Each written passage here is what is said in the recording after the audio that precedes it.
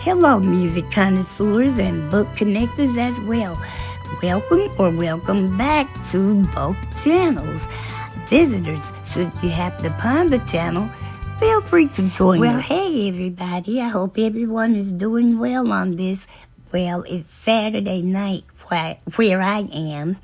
Yes, welcome back to either or both channels. I am your host, Ms. Music, on the Music Connoisseurs channel, and on the Book Connection channel, I am your host, Black Devil. So, welcome back. I am here with the final installment of Loretta Lynn's story. And remember, this is from articles and books that I've read. I read her autobiography, Coal Miner's Daughter, and then I have read Still Woman Enough. So let's sit back and see how this ends. So at the end of the last video I posted just last night, I was talking about Crystal Gayle, Loretta's youngest sibling, who had just started to break into country music herself. And like I said, it's always been known, or appreciated, that Loretta loved her family. Her family really loved her. But if there was ever any tension or any sibling rivalry, it was between Loretta and Crystal Gayle. No, I did not read that in either book I've read. I haven't seen it in interviews or read it in other articles. But I spoke a little bit on how, or maybe I didn't, I don't know. But I do know that Crystal Gayle obviously was coming up in Loretta's shadow. And while no one wants to be that person in the shadow of a family member that has come before them, that's just not a good feeling, I would imagine, to be in. But it's neither one of them's fault, if you ask me. Loretta was the one that had made the name. When you remember that there is at least 16 years difference between Loretta and Crystal Gayle, then that should kind of put things in a little bit better of perspective. I don't know that Crystal didn't like Loretta. I wouldn't go that far, but I certainly feel like Crystal felt that somehow Loretta had overpowered her shine. Another reason I feel that way is because it was some of the, one interview in particular. Now, I told you that because of their father's injuries and stuff, and he was having trouble finding work, and they left Kentucky and moved to Wabash, Indiana, when Crystal herself was a little girl. I don't know how old she was when she moved there, but I do believe she was less than 12 years old. And Loretta had already said that growing up, she really didn't know her youngest two siblings as well as she did the other five. Because remember, she left home when she was 13. I wonder. Well, yeah, I guess Loretta was gone by the time Crystal was even born, because she wasn't born till 1951, and Loretta was born in 1932. So, but Crystal Gayle was being interviewed somewhere, and so the interviewer says, "So you grew up in Butcher Holler, Kentucky?" And Crystal Gayle was like, "No, I did not. I grew up in Wabash, Indiana. I grew up in the city." And I think that made Loretta feel slighted. She felt some type of way because it made it seem like Crystal felt like she was raised better than Loretta was, even though they had the same two parents. And if that is how she felt, because it didn't say so, but if that is how she felt, she is right in that she did not grow up the way Loretta did. Her poor wasn't Loretta's poor, if that makes any sense. And for her to keep saying, well, for her to have said, I grew up in the city. I didn't grow up back there where Loretta came from. It's like she was just kind of turning her nose up at her roots, not seeming to realize or understand that could hurt not only Loretta, but all of them. All except for her, and the youngest son's name was Donald Ray. Donald Ray and Crystal Gale, I think they were raised together.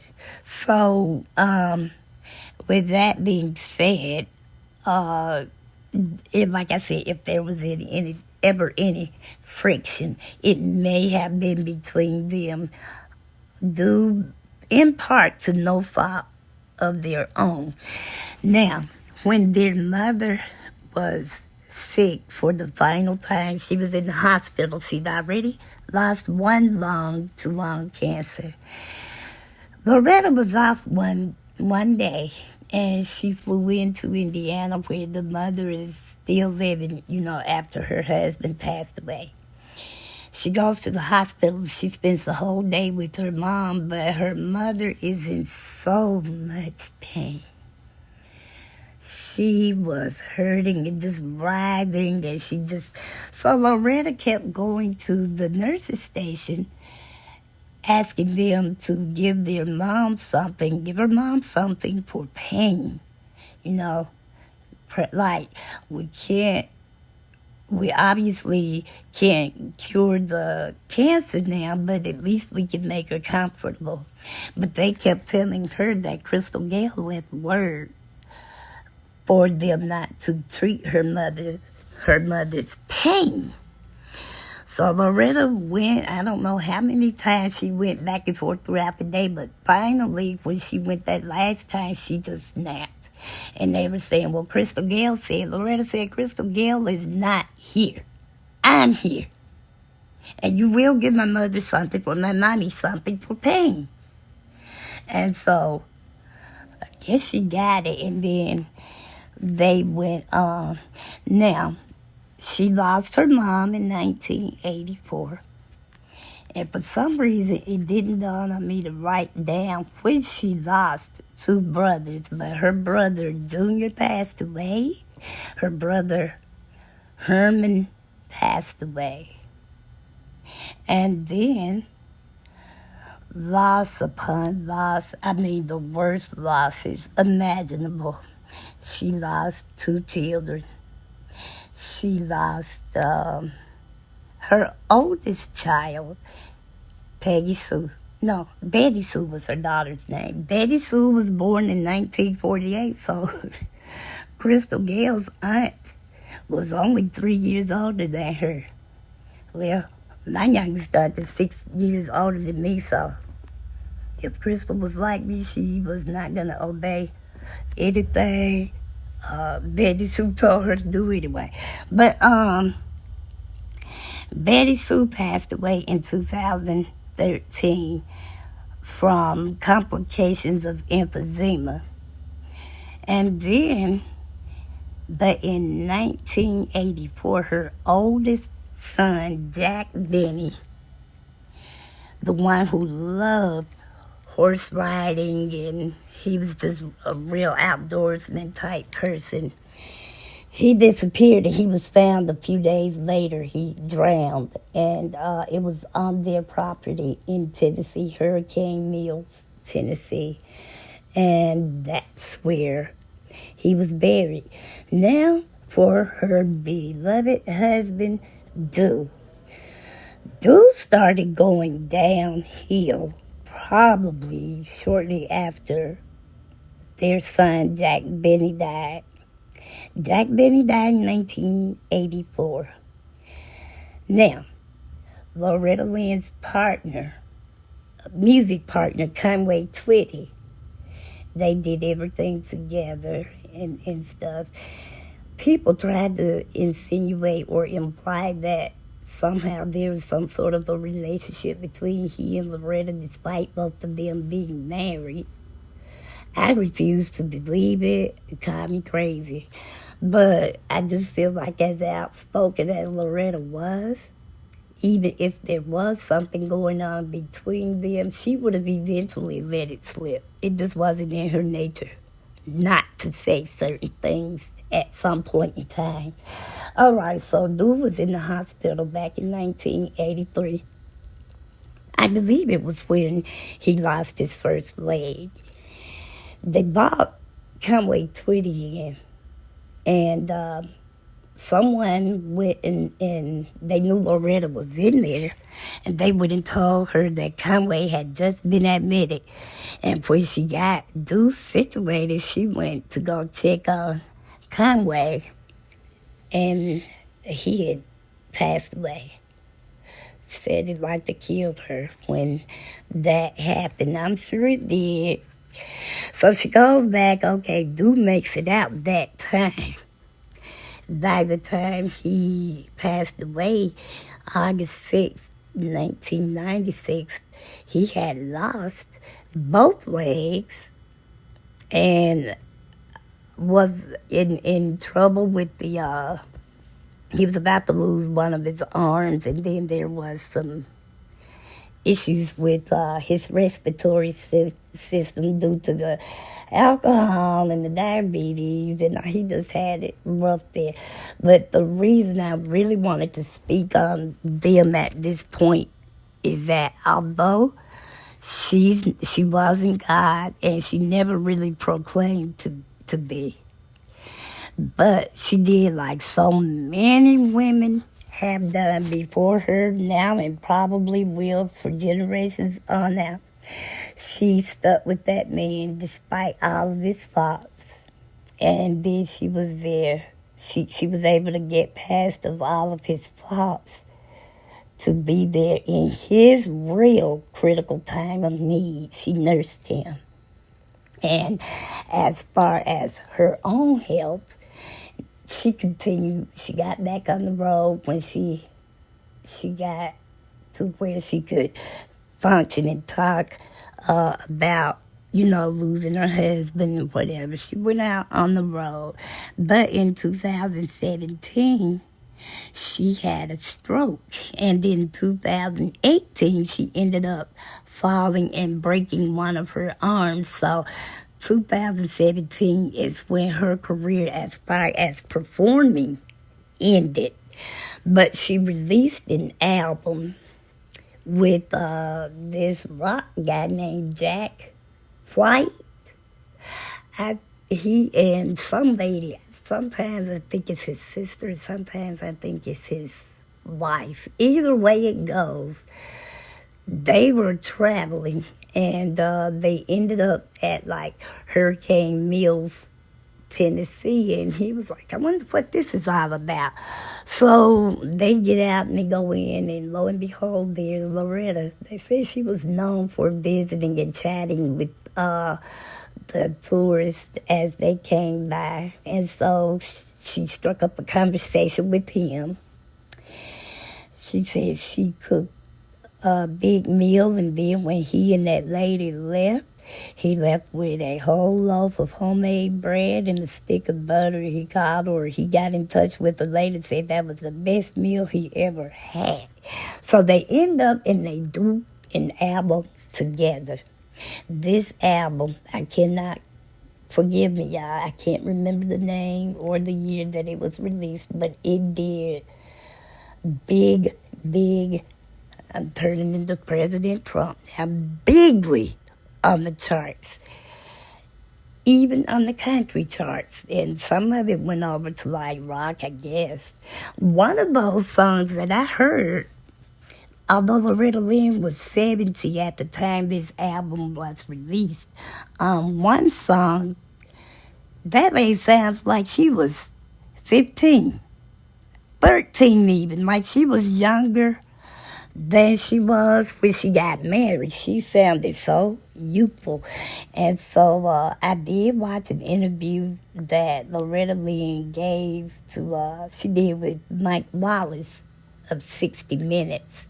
Boy, I used to love to watch Mike Wallace on 60 Minutes. But anyway, he asked her, he asked them both because Jack White was in on the interview as some.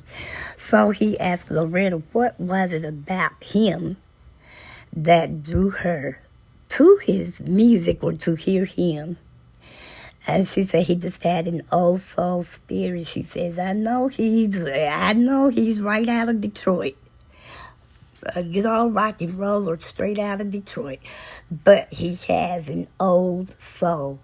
So then he asked Jack, what was it about Loretta that drew him to her? He said he thinks he had heard of her before, but it really wasn't until he went to Hurricane Mills and he actually got to talk to her. He said she had such a youthful spirit. And he said, I don't know, her youthful spirit and my old soul, we just clicked. And nobody expected that album to do what it did, including the country music charts. They would not acknowledge that album for nothing. No Grammy nomination, no CMT nominations, no Country Music Awards, no nothing.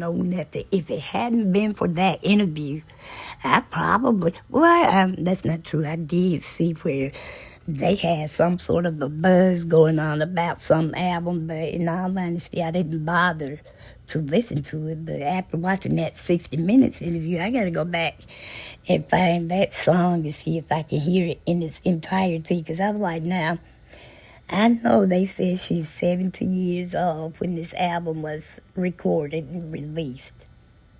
So why she's sounding like, she probably sounds younger than a couple of her oldest grandchildren. She was just good.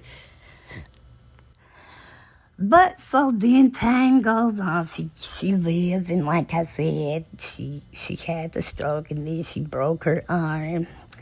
And unfortunately for us, she did pass away on my sister's birthday. Not the naughty one, but, well, my youngest sister. She died on my youngest sister's birthday, and she is the reason I ever sat down to watch Coal Miner's Daughter.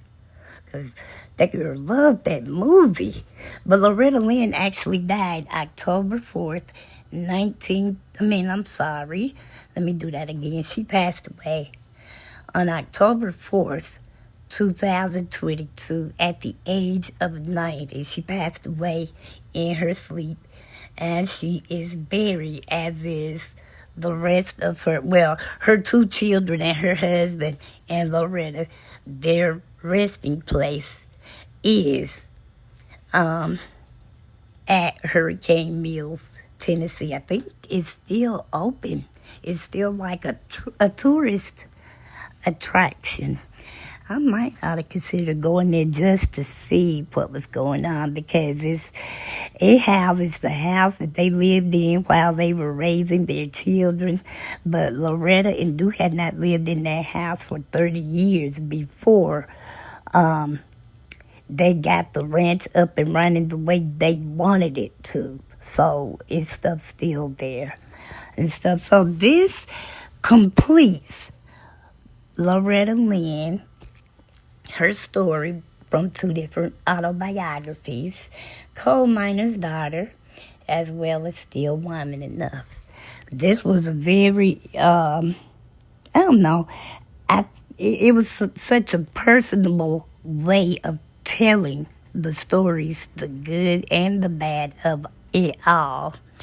And it just kind of made me feel like I could hear her talking as I was reading. So I hope you all enjoyed this. And now I will go on to the second book in the 7 Deadly Sins series. This book is called Envy. It's by Victoria Christopher Murray. So in the meantime, subscribers, thank you so very much for being subscribed. Visitors, feel free to join the channel. And everyone, by all means, please be sure to like, or you can give me a thumbs down, it don't matter, just so I get some action. Share, comment respectfully, and make sure your notification bells are set to all so you'll know every time YouTube decides to unleash one of my videos. And in the meantime, music connoisseurs and book connectors alike, remember this: as long as there are music books and no, I don't like the way that goes. Let's redo this. Okay, remember this: as long as there is music and books around, there is always something to listen and rock out to. And until we listen and rock out again, be safe out there. Enjoy the rest of your weekend, and God bless.